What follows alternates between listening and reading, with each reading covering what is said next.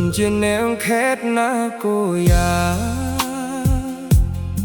ស្នាមញញឹមស្រស់ដូចផ្ការីកនានិទាខូដឺថ្ងៃដែលបងបានជួបអូនបេះដូងបងក៏ចាប់តាមលួចស្រឡាញ់សម្រស់អូនមិនចាំបាច់ទប់តែ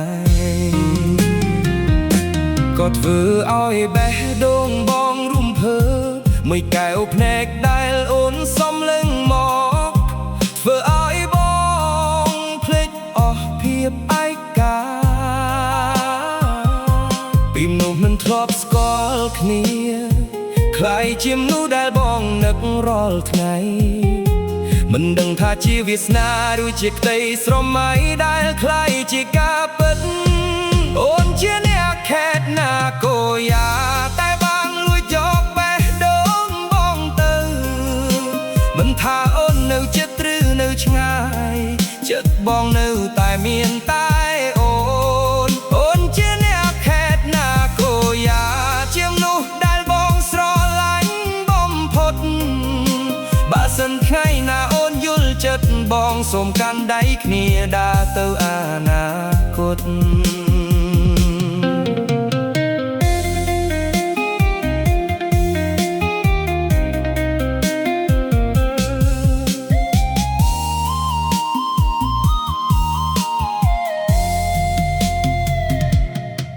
ក្រោមពន្លឺភ្លើងក្នុងទីក្រុងបងប្រាថ្នាចង់ដើរបែអូនបងការអនុស្សាវរីយ៍ថ្មីដែលមិនអាចបំភ្លេចបានពេលដែលបងនឹកអូនគ្រប់ទីកន្លែងសុទ្ធតែមានរូបអូនសូម្បីតែខ្យល់បក់កាត់ក៏នាំយកក្លិនអនុស្សាវរីយ៍មកដែរបើសិនជាស្នេហ៍នេះមាននិស្ស័យបងសូមថែរក្សាអូនឲ្យបានល្អមិនឲ្យអូនស្រកទឹកភ្នែកដោយសារតែបងសូម្បីតែម្ដងអូនជាអ្នកខេត្តណាគូយ៉ាតែបានខ្លាចជាមនុស្សក្នុងបេះដូងបងមិនថាពេលលាកន្លងផុតទៅប៉ុន្មានស្នេហ៍បងនៅតែមានសម្រាប់អូន